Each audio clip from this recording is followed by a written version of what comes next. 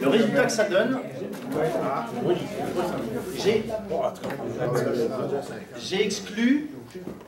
j'ai exclu 3 feuilles. Parce que je vous ai dit tout à l'heure, c'était une bonne question à me poser. Okay. Tout à l'heure, le plus bas, c'était 35. Après préparation, maintenant, j'ai 2 10 et un 20.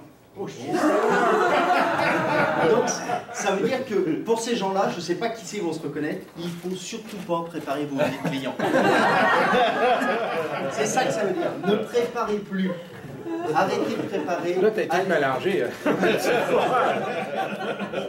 Mais si on exclut ces 10-là, ces 3-là, pardon, sur les 14 qui nous restent, on est passé de 58 à 75. C'est-à-dire qu'en gros, vous venez de monter de presque 20% votre niveau de confiance. Et bien, si on reprend notre même sauteur en hauteur, là, okay, à 58, il ne passe pas. À 75, je ne suis pas sûr qu'il passe non plus. Mais ce qu'on a fait, c'est qu'on a préparé pendant 8 minutes. Okay, donc 8 minutes, c'est pas long.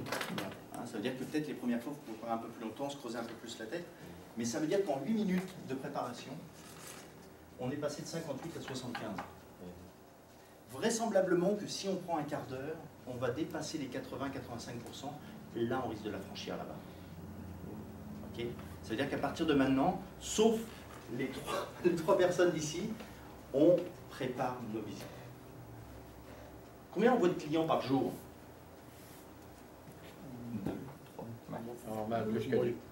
2, 3. 2, 3? Ouais, mais c'est ça, ça dépend des distances. Mais ce que ça veut dire, c'est que si on se prend, mettons 2 clients, 2 fois 15 minutes par jour, juste pour penser à ce qu'on va leur dire, penser aux objections qu'ils pourraient nous faire, penser aux arguments qu'on a sur tel ou tel produit, penser à comment il fonctionne ce gars-là, de quoi il m'a parlé la fois dernière, où est-ce qu'il est parti en vacances, etc. Juste un petit quart d'heure. Puis ça, on peut le faire dans sa voiture, hein, en roulant, ça peut être en même temps, donc ça peut être du temps masqué. Si on prend 2 fois 15 minutes, eh ben, il y a de grandes chances qu'on passe de 58-60% à 80-85% de taux de confiance. Et puis ça dépend des produits, là on a pris un produit compliqué. Hein. Donc si on prend un produit qui est un peu plus facile à vendre, eh ben, on peut atteindre des 90-95. Ne négligez pas ces 2 fois un quart d'heure. Ça, c'est le petit message que je vous enverrai là-dessus. Est-ce que ça paraît compliqué de faire ça? De prendre un quart d'heure pour préparer sa visite avec son client? C'est essentiel. D'autant plus que si on fait 1h30 de voiture pour aller le voir, plus qu'on reste là-bas 45 minutes et puis qu'on revient 1h30, donnons-nous une chance de ne pas avoir fait 3 heures de voiture pour rien. Ça vaut le coup d'investir peut-être même une demi-heure pour sauver 3 heures de voiture. Parce que, personnellement, moi je vous le dis, si avant de faire mes 3 heures aller-retour de voiture, j'étais à 58%, je ne pense pas que j'irai. Ça vaut pas le coup, c'est ça qu'on se dit. Ça vaut pas le coup. C'est-à-dire qu'en gros, j'y vais parce qu'il faut y aller. Mais j'y crois pas vraiment. Je crois pas en moi là-dessus, je me sens pas assez solide. J'arriverai pas à le convaincre. Ok? Donc, je vais vous donner une feuille à la fin qui répond. Parce que ça, c'est le début de la préparation. Il y a deux autres petits trucs qu'on va voir. Oui? Dans le fond, c'est notre confiance en soi. Bien sûr. C'est ça. Et d'autant plus par rapport à ce qu'on disait tout à l'heure. Notre non-verbal. Moi, c'est pas nécessaire de la confiance en moi. C'est confiance en qu'est-ce qu'on est en train de vendre. Moi, j'étais vendeur avant, j'ai fait des choses, puis je dis, écoute, tu me donnes un produit à vendre, je crois que c'est la marque de produit, là. Ah ben là, Plus jamais tu es capable de le vendre. C'est pas que je m'en manque de confiance, c'est que je me manque de confiance en l'outil. Ouais. Qu'est-ce que j'ai constaté quand on a fait le tour, là, on a commencé à plus vendre le réseau. Pourquoi qu'on n'est pas capable de le vendre quand on me parlait? Donc là, avec le groupe, on n'a pas de négatif. J'ai d'accord avec les points qui sortent. C'est important d'être conscient de ce qu'ils disent. Mais moi, je veux avoir les points. Qu'est-ce que le vendeur? OK. Sur ce que Marianne dit, confiance en soi, il y a une partie du produit que c'est vous essayez de vendre en tant que conseiller. Donc, c'est ta confiance en toi, c'est toi le produit. Comprends-tu? Mais sauf que c'est. Je comprends ce que tu dis, c'est que si tu ne crois pas à ton produit, c'est difficile. C'est difficile d'être convaincant parce que toi, tu n'es pas convaincu. Voilà. Mais est-ce qu'on peut, j'ai une question ou un commentaire? Moi, souvent, ce que je vais utiliser, je vais rentrer avec, je mon but, c'est de vendre le produit, mais je vais essayer d'aller peut-être le convaincre de ne pas le vendre directement, d'essayer de créer la confiance avec, Bien sûr. je ne sais pas si vous voulez dire juste amener une information, puis juste cette information-là, lui démontrer que c'est percutant, puis à partir de là, tu crées ta confiance, tu crées ton lien, puis là, tu vas rentrer avec, en tout cas, le produit final, tu ne l'as pas vendu dans la première rencontre, mais t'es proche, tu l'apprivoises, moi j'appelle ça apprivoiser. Bien sûr. Et puis, n'oubliez pas, hein, ce client-là, mettons, je ne le connais pas. C'est la première fois que je vais le voir. Moi, j'aurais tendance, puis ça c'est moi, chacun fait comme il veut, mais j'aurais tendance à y aller avec un produit que, 1, je maîtrise bien, 2, pour lequel je suis convaincu, puis 3, qui est plutôt assez facile et qui amène des wins assez rapidement. Okay, parce que si en plus le client vous ne le connaissez pas, puis que vous partez directement avec un produit compliqué à vendre, ça veut dire, c'est comme j'ai jamais skié, je me mets une paire de skis, puis je m'en vais sur une piste comme ça avec des bosses et du verglas. Parce que l'aspect informatique, souvent, ça c'est un programme informatique, fait que si tu arrives chez quelqu'un qui a pris beaucoup d'instructions et qui a un certain niveau d'âge, veut pas, avant de lui vendre le produit. Il y a d'autres trucs que tu peux lui vendre avant. Moi, okay. C'est comme ça, je le vois. Michel, tu veux dire quelque chose? Moi, j'essaie toujours état de la situation, un peu comment ça va, mais ce volet-là. Mais l'autre volet, c'est d'y exposer les résultats que ça peut donner. Bien même sûr. Pas l'outil. Bien Je sûr. ne même pas l'outil. Parce que l'outil, c'est comme un marteau. Je ne veux pas y vendre un marteau. Non. Je veux y vendre une maison. Tu as raison. C'est vraiment, je dis, regarde, si tu as fait, mettons, 100 pièces de plus par veau parce qu'il était plus présent, 60 veaux, c'est 6 000 pièces. C'est en vente. Puis bien souvent, j'essaie de faire ça avec sa femme, en même temps. Bien sûr. Parce qu'elle, c'est elle qui a le cordon de la bourse. Bien sûr. Pour ça, je parle de la... Surtout des SENC. Les SENC, c'est très important. Tu vois, souvent, on part sur des espèces de démonstrations hyper compliquées. Après, si tu arrives avec un client et tu lui dis, regarde, si tu investis $200, tu as la subvention en plus, etc., mais si tu investis $200 dans les conseils que je te donne, et qu'au final, ça te fait gagner 6 000, est-ce qu'il y a une seule banque au monde qui te propose de mettre $200 sur un truc pour que tu en récupères 6 000 dans 10 mois ou dans 8 mois? Ça n'existe pas. Si une banque t'appelait pour te dire, tiens, tu n'as pas $200 à mettre, dans 8 mois, je te refais un chèque de 6 200, c'est sûr que tu les trouverais, tes $200. Donc là, tu n'es pas en train de lui vendre le PATBQ, tu es en train de lui vendre 6 000 $ de gain. Et ça, c'est important. Surtout, ce que je comprends maintenant un peu mieux dans votre truc, c'est que c'est un peu ça. C'est combien me coûte un veau, puis combien je vais le vendre. Ah, c'est comme ça que ça marche. C'est juste différence entre ce que ça me rapporte et ce que ça me coûte. C'est ça qui me fait vivre. Mais question, la préparation à la rencontre, est-ce qu'elle diffère? J'imagine que oui, si c'est un client nouveau qu'on ne connaît pas, et quelqu'un, tantôt on disait, on le connaît, il est intéressé. Ah bah oui, ça diffère. Il faut qu'il y ait des différences. Parce que le client que tu connais pas, à la limite, tu sais même pas de quoi il a besoin. T'imagines, le truc, c'est que, imagine-toi, le client, tu le connais pas, puis tu arrives, tu dis, tiens, je lui vends ça, moi. Ben, celui-là, on a vu que c'était compliqué. Mais on ne peut pas partir avec une idée préconçue, parce que ce qu'on est en train de dire, c'est que notre client va faire émerger un besoin, et puis on va répondre avec peu importe quoi, mais on va répondre avec quelque chose à son besoin. Là, préparer un produit, ça reviendrait à dire, je ne le connais pas, mais il va avoir besoin de ça. Ça se peut. C'est compliqué. Là, je dirais que le client qu'on voit pour la première fois, c'est vraiment de le faire parler, puis de faire sortir ses besoins à lui. Puis après, de creuser un peu, puis à un moment donné, on va lui, parce qu'on a autant de besoins que ce qu'on connaît. On ne sait pas ce qu'on ne sait pas, donc lui, il ne sait pas qu'on pourrait améliorer la croissance de ses veaux de temps s'il ne faisait pas ci et qu'il fait ça à la place. Il ne le sait peut-être pas. Vous le savez.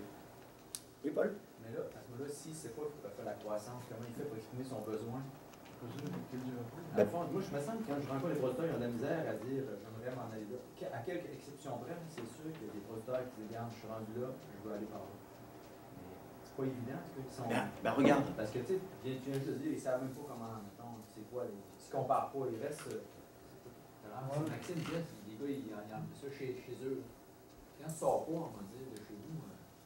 Ah, ben regarde. C'est beau chez vous. Il est tout belle, c'est là, tant qu'il n'y a pas vu d'autres. Mais à un moment donné, t'es genre de questions un peu large, mais qui va faire s'exprimer ton client, tu peux lui dire, regarde, si tu avais une baguette magique là, et que tu sois capable instantanément de changer quelque chose qui te rendrait heureux, toi, ça serait quoi?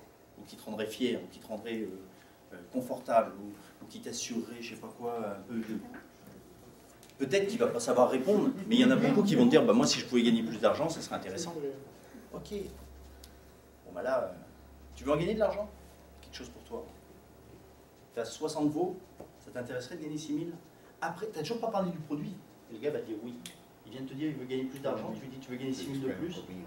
Après, le reste, c'est du flonflon. Que tu amènes tel produit, tel service ou tel autre service, on s'en fout. C'est juste, tu veux de l'argent, moi je te propose 6 000. Le gars qui va te dire non, il n'est pas né à ce moment-là. C'est vraiment ça. C'est pour ça qu'il faut qu'à un moment donné, il s'exprime. Et s'il ne s'exprime pas, c'est vraiment ce genre de questions ouvertes-là. Tu serais capable de changer un truc tout de suite, là. Tu ferais quoi? Oh bah là, c'est sûr que plus d'argent, ou moins de vaches malades, ou plus de ceci, ou j'aurai un nouveau tracteur, ou j'en sais rien, tu vois, ça peut être n'importe quoi. Et au moins, ça te donne du gris. Et là, c'est la préparation, que ce soit un nouveau client ou un ancien, est importante quand même. Peut-être que ton ancien client, il faut passer peut-être 15 minutes à faire ta préparation. Et c'est pas négligeable non plus parce que lui, il attend quelque chose. Il ne faut pas avoir le réflexe que c'est un ancien, je ne peux pas partout. On peut l'avoir comme ça. C'est plus difficile, je pense, un client. Moi, j'ai une problématique avec des clients, ça fait longtemps que je travaille, puis j'en ai un, je me suis cassé la gueule complètement. Puis là, il faut que je le reprenne. Là, parce que, puis à un moment donné, je l'avais pris comme acquis, puis là, je ne réponds plus à son besoin, puis son besoin est rendu beaucoup plus élevé. Parce que lui, à un moment donné, il attend quelque chose de toi, tu lui fournis, ben lui il avance. Ben lui il vous laisse rendre là, tu l'amènes là. Ben, ok, ça marche. Tant qu'on joue, tant qu'on gagne, on joue. Hein. Ouais. Puis nous, ben, on croit pour acquis, puis on ne voit pas qu'il y a un écart et qu'on ne répond plus. Et c'est là que ça lâche. Ok? Alors, justement, on va regarder comment ils fonctionnent, nos clients. Puis on va regarder comment nous on fonctionne en même temps. Un client ou une cliente, comment ça fonctionne? Je vais vous en montrer quelques-uns de clients. Imaginez que ça puisse être les vôtres. Vous avez eu un gars au téléphone, là, puis il vous dit, ouais, bah tiens, t'as qu'à passer jeudi. Vous arrivez le jeudi, vous tombez là-dessus. Oh, salut. Ça, c'est un client potentiel. On amène de la bière avec toi. Donc là, c'est ça, tout à l'heure, avec une bouteille de bière. Ok, bouteille de bière.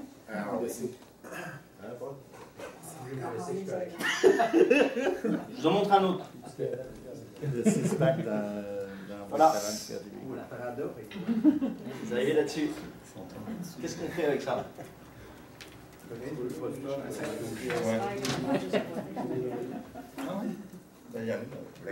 Qu'est-ce que vous faites avec ça? J'essaie de je pose une question dans ça, que je pense qu'il peut l'intéresser. Ouais. On va, Bon, tout chez nous. Après, vous arrivez chez eux, là. Ça aussi, c'est des prospects. Là, qu'est-ce qu'on se dit? Qu'est-ce qui sort de notre tête, là? Peut-être pas le bon client. Mais tu as déjà une idée de leur caractère. Là, mais c'est ça notre problème, c'est qu'on se fait une idée. Parce qu'oubliez pas, aujourd'hui, un des gars les plus riches du Québec, il avait cette tête-là il y a 20 ans. Businessman terrible, un gars qui est un visionnaire, et pourtant il se baladait avec un nez rouge comme ça. Il était appelé Saint-Paul, je crois, il faisait un peu de jonglage avec ses chums, etc. Aujourd'hui, c'est un gars qui s'achète une place sur la fusée, je sais pas quoi, pour aller dans les étoiles. C'est ça. Mais nous, on voit des gars comme ça, on va raconter deux blagues et puis on est venu pour rien. Notre cerveau nous joue des tours. Allez, maintenant on voit lui. Il dit qu'il connaît ses vaches. Il connaît ses Il n'a vaches. pas besoin de toi, je connais les vaches. Donc le gars, on se dit, oh, ça va être dur, etc. Pourtant, c'est un gars qui achète pour des millions de dollars par an, enfin ses compagnies achètent pour des millions, peut-être des milliards de dollars par an, partout dans le monde. Donc ça veut dire qu'il est bien intéressé par quelque chose, puisqu'il achète. Personne qui l'oblige à faire ça. Bon, maintenant on arrive, on voit lui. Qu'est-ce qu'on se dit? Ça relève. Relève. N'oubliez pas, c'est lui le décisionnaire final. On arrive, il est 10h le matin, on voit lui. Voilà. Mais sauf que, finalement, la fois d'après, tu as rendez-vous avec le même petit bonhomme, mais il est 17h. Et il est comme ça. C'est pourtant le même petit bonhomme. Il y a de grandes chances qu'à un moment donné, il soit un peu différent. Son attention n'est pas la même, son niveau d'énergie n'est pas le même, etc. Puis le petit dernier, on voit lui. Qu'est-ce qui nous vient en tête? Ah, il n'aura pas besoin de moi. Il a besoin de lui. Pourtant, il y a un truc que vous ne savez pas. C'est ça. Si on le voit à droite, on le sait. Si on le voit sans son truc bleu, là, on se dit, bah, on le prend plus pareil, on le prend plus au sérieux pareil, vous voyez. Donc tout ça pour vous dire que notre cerveau, il nous joue des tours. Il nous joue des tours. C'est-à-dire qu'on voit quelqu'un, on se fait une idée, et ça vient d'être dans notre tête. Et nous, il va falloir qu'on lutte contre ça, parce que tant qu'on ne sait pas, tant que je ne connais pas mieux Bernard, je ne sais pas ce qu'il veut, je ne sais pas ce qu'il aime, je ne sais pas qui il est. Okay. Et même s'il avait une casquette du Canadien de Montréal, eh ben peut-être bien qu'il a ça parce que c'était la seule qui traînait dans son auto ce matin et que ce n'est pas la sienne. Ok? Parce que si j'arrive et que je lui parle du Canadien de Montréal, il va me dire, attends, perds pas ton temps, moi c'est des Nordiques. Vous voyez? Donc tout ça, il faut qu'on fasse super attention. Et donc comment est-ce qu'on va faire pour y voir plus clair là-dedans? Parce qu'en fait, il y a, dans ce qu'on voit, il y a ce qui est vrai, puis il y a la perception qu'on a. Okay? On l'a vu tout à l'heure avec les clowns, là. Oh ben là, peut-être pas les bons clients, tout ça. Ah, si on pense à l'autre, on se dit d'accord. Après, il y a le côté professionnel des gens, puis il y a le côté personnel. Okay? Et souvent, le côté professionnel, on se met des espèces de barricades, là. Pas trop en laisser parler, parce qu'on a un rapport business, Philippe et moi. Mais si Philippe arrive à aller voir du côté personnel, peut-être qu'il va en apprendre beaucoup sur qui je suis et comment je fonctionne. Paul? Ça, on voit juste le personnel, le professionnel. On parle souvent du personnel, on rentre comment longtemps, jusqu'où. Ça, on va le voir après. Ouais. On va le voir après. Et quand je parle de personnel, c'est plutôt du non professionnel. On n'est pas obligé de demander aux gens. Avec tout chose, voilà, c'est ça. Des vacances, des affaires. Mais par exemple, j'arrive chez un de mes clients et dans la cour, je vois 2 énormes chiens. Il y a de grandes chances que le gars, c'est pas un éleveur de chiens, je le sais, c'est un éleveur de veaux. Mais il a 2 superbes chiens qui paraissent tout propres, bien élevés. Il sort, et les chiens arrivent vers moi, il siffle, hop, les chiens se mettent assis.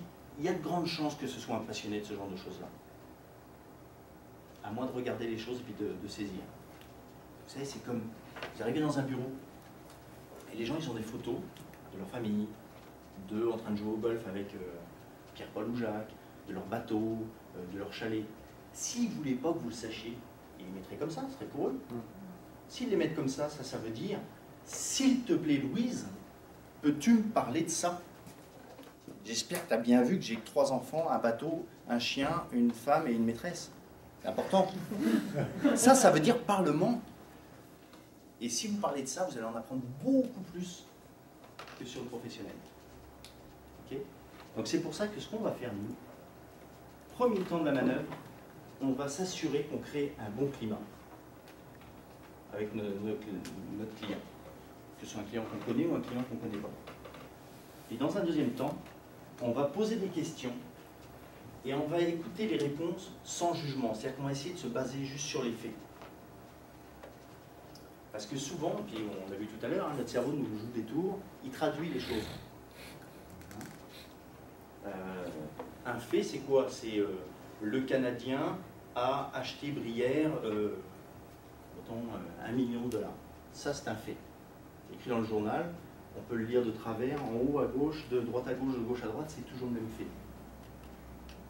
Ce qui est un jugement, c'est « Oh, les nuls, ils ont acheté Brière, pourtant une grosse quiche. » Ça, c'est un jugement.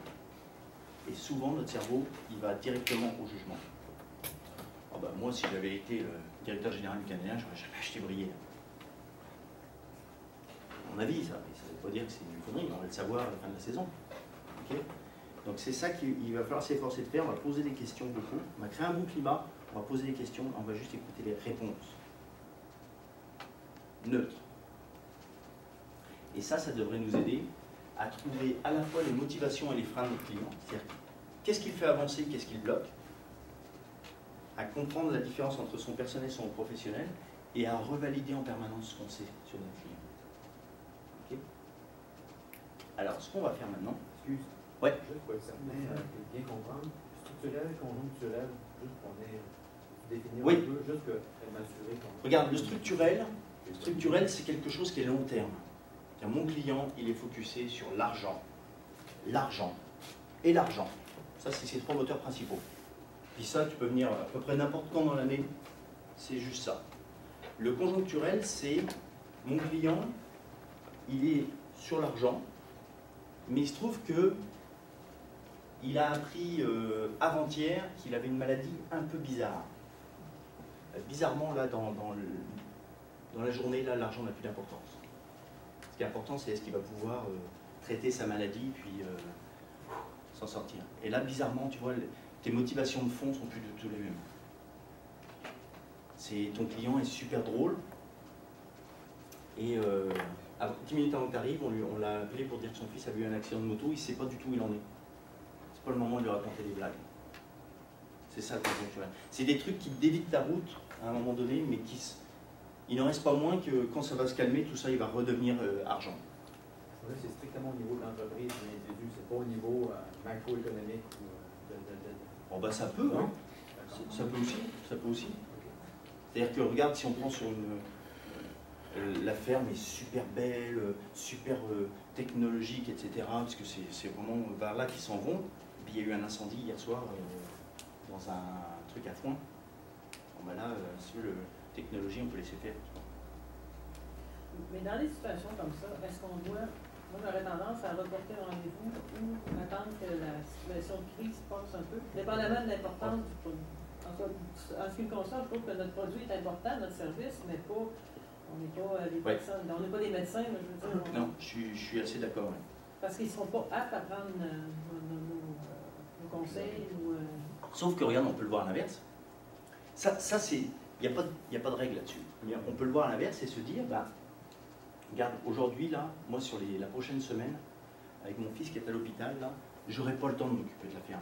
Moi, j'aimerais ça, José, que tu t'occupes de ça, ça. Tu m'en as souvent parlé, là. Ça. Peux-tu le faire à ma place? Il y aurait une porte d'entrée aussi dans ce sens-là.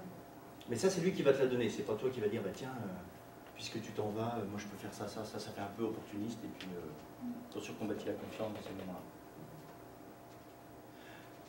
Le message là-dessus, c'est on ne prend rien pour acquis. C'est pas parce que notre cerveau nous dit qu'on doit partir qu'il faut partir. C'est pas parce que notre cerveau nous dit oh celui-là c'est un nul que c'est vraiment un nul. Peut-être qu'on va découvrir des choses, etc., etc. Vous voyez, c'est vraiment de se dire tant qu'on ne sait pas, on continue à creuser. C'est clair? Alors donc on se dit premier temps de la manœuvre, on va créer un climat favorable. Deuxième temps de la manœuvre, on va poser des questions et on va écouter les faits. Ça, c'est ça qui va nous permettre de récolter beaucoup d'informations sur notre client et de pouvoir faire émaner son besoin. Je vais vous montrer quelque chose. Il s'agit d'un petit film. C'est un petit film de 2 minutes. Je crois que c'est ça.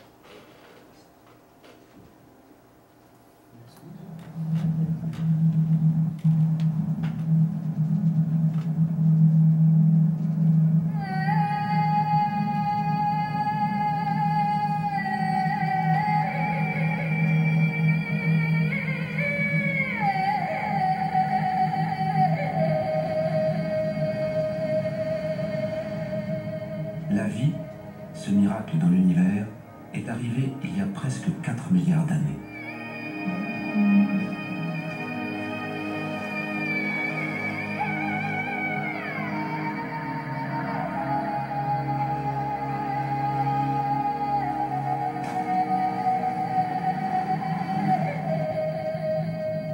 les hommes il y a seulement 200 000 ans.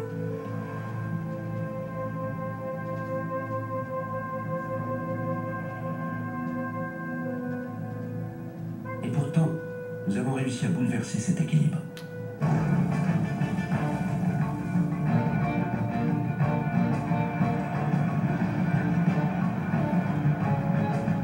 Avant la fin du siècle, cette exploitation sans mesure aura épuisé la quasi-totalité des réserves de la planète.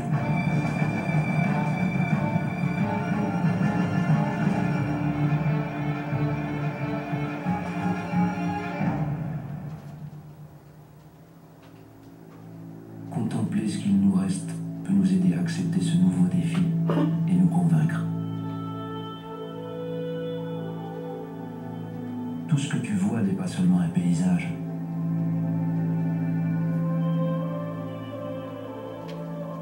C'est le visage aimé de notre terre.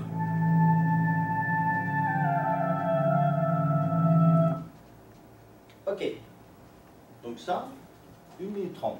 Ça, c'est la bande-annonce d'un film qui a été fait il y a à peu près 3-4 ans. Imaginez, là, on est 3-4 ans en arrière, vous voyez cette bande-annonce. Qui aurait le goût de voir le film? Il dure 1h30, le film. Le vrai film. Qui aurait le goût de le voir? Ok, donc une majorité d'entre nous. Okay. Donc ça veut dire qu'en fait, pour vous faire aller dans les salles de cinéma, on vous envoie un truc de 1 minute 54, et ça suffit à faire en sorte que, après 1 minute 54, vous ayez envie d'aller voir la suite, dans la grande majorité. Comment ils s'y prennent pour faire ça? Parce que c'est plutôt bien fait. 1 minute 54 pour ramener 10-12 personnes dans les salles de cinéma. Créer des images. Ouais. Des images vraiment contraires. Là. Ouais. Ouais. Avec nos émotions, émotifs. Ouais. L'image. Émotion, le son, ouais. On a vu, hein, la musique change vraiment. Hein. Ouais. Ok. Le message aussi vers la fin. Le message. Ok. Il laisse une question, on va dire, c'est quoi le changement? Ouais, exactement. On a eu besoin, on veut savoir. C'est ça. C'est comme un petit... Comme individu d'un rôle à jouer. Responsabilise. Oui, c'est ça. Ça vient de chercher. Alors en fait, ça c'est donc, on a dit 2 minutes, qui vous donne envie d'écouter la suite. Et bien nous, ce qu'on va faire avec un client existant, comme avec un nouveau client, c'est ça qu'on va le faire. Alors, eux, le truc c'est 2 minutes pour 1h30. Nous, on n'a pas 1h30 avec notre client. Hein? Donc on va, toute proportion gardée, nous on va dire, on passe de 2 minutes à 20 secondes. C'est dans les 20 premières secondes que vous allez créer le climat favorable et donner à votre client l'envie d'écouter la suite. Okay, on appelle ça la règle des 4 x 20. Oui. Je vais vous montrer ce que c'est que la règle des 4 x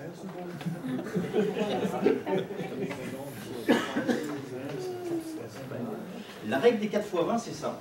C'est-à-dire que c'est les 20 premiers mots que vous allez dire. C'est les 20 premiers centimètres de votre visage. Ça veut dire la face que vous avez. Les 20 premiers gestes. Et les 20 premières, donc dans les 20 premières secondes. Okay. C'est-à-dire que, et vous ferez l'essai, hein, si vous souriez à quelqu'un, il va vous sourire.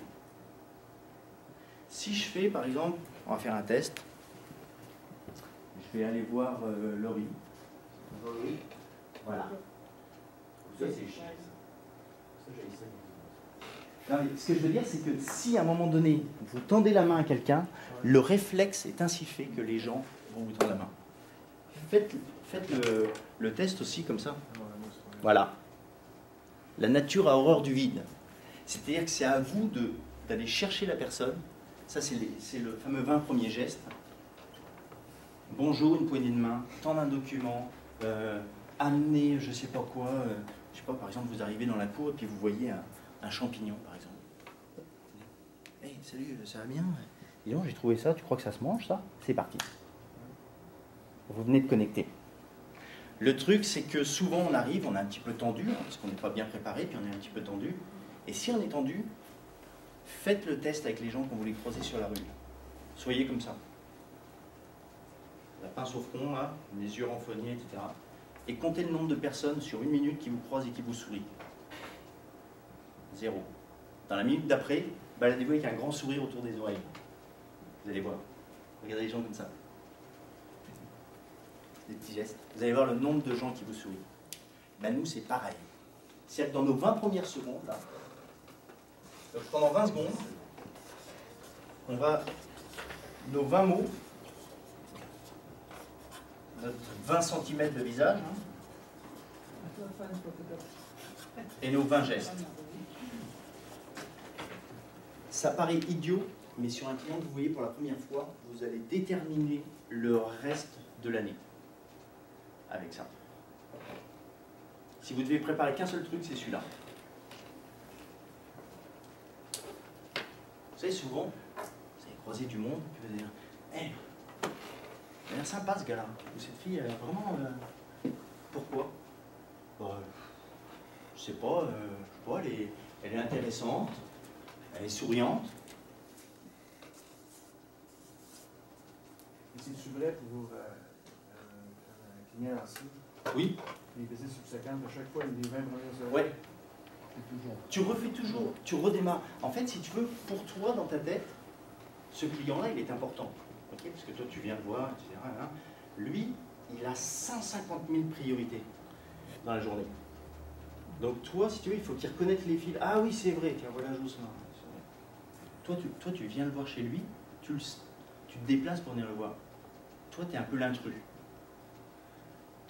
Même si tu aimes bien, même si tu es un bon pro, tu n'arrives peut-être pas au bon moment.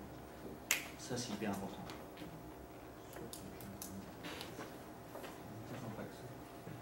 Est-ce que vous avez des exemples de choses comme ça que vous avez faites et qui ont bien marché, ou inversement des choses qui n'ont pas marché, le premier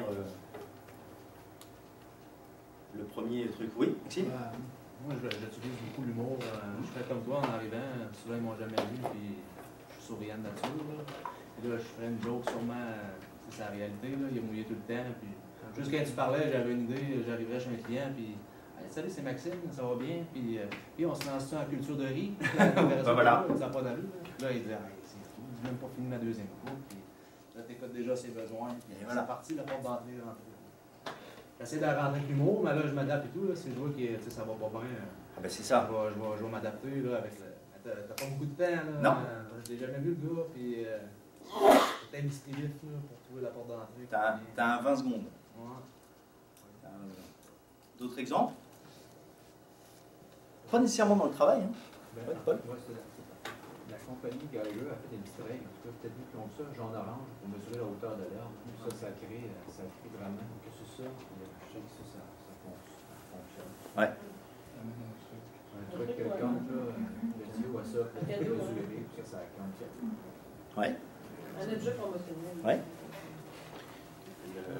OK. Le meilleur exemple que j'avais un producteur client qui était client Bovie avant, qui n'est plus présentement. On a transféré, j'ai donné ça à lui.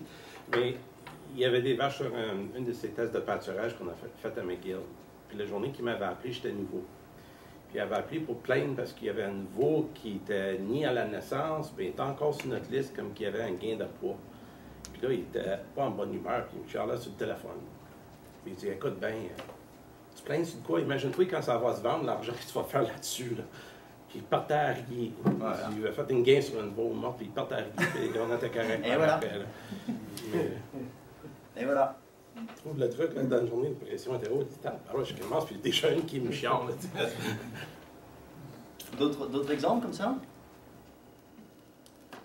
Ouais. Moi, je suis en Charlevoix, puis j'ai la chance d'avoir des méga beaux paysages. Ouais. Quand tu arrives, tu te dis, tu sais, si des fois vous avez plus le goût de faire l'agriculture, vendre le terrain pour les hôtels, vous allez faire la base, c'est des beaux paysages, tu parles de ça, puis tu pars, puis c'est super beau. En fait, c'est tous ces trucs-là qui font que vous créez tout de suite une espèce de petite dynamique. C'est-à-dire quand tu lui dis, on se lance dans la culture de rire, ah bah tu penses, t'as raison, j'ai même pas fini ma deuxième coupe. Boum! Là, on peut embarquer, c'est-à-dire que, t'as pas fini la deuxième coupe, c'est-à-dire qu'il n'y en aura pas trois. Ben non, cette année, il n'y aura pas trois coupes, etc. Okay. Est-ce que ça pose des problèmes sur ah bah oui, certainement que je vais être obligé d'acheter du foin ou tac tac. Et c'est parti. La première, comment aider, c'est la qualité. Et voilà. Et voilà. Bon, voilà. C'est d'avoir l'intérêt.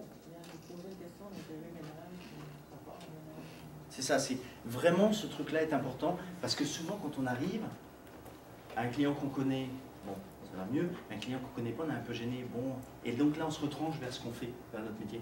Bon, bah bonjour, Manuel, je suis du MAPAC, je suis Bovie expert, mais là c'est moi qui parle. Pas intéressant ça. Moi je veux que lui il parle. Et on va parler de toi. Parce que, n'oubliez pas, lui à un moment donné, il peut être en train de se dire, oh non, encore un qui arrive là. Bon, t'es qui toi? José, Bovie. Ah, expert. Bovie expert. D'accord. Ça fait 30 ans que je suis dans le métier. Et là, pow, il vient de casser le truc. C'est pas les bons 20 premiers mots. Et notre visage, il traduit qu'on n'est pas bien. C'est dans les 20 premières secondes. Ok? Alors maintenant, ce que je vais vous demander, pensez à un client vraiment pas sympa. En tout cas avec qui vous avez du mal. Et demandez-vous ce que vous allez faire de ces 20 premières secondes la prochaine fois que vous le voyez. Pensez-y, là. On se donne 1 ou 2 minutes, là, pensez à ça. Pensez à ce qu'on va faire dans les 20 prochaines secondes. Les 20 premières secondes quand on va le revoir. Et après, on va échanger un peu.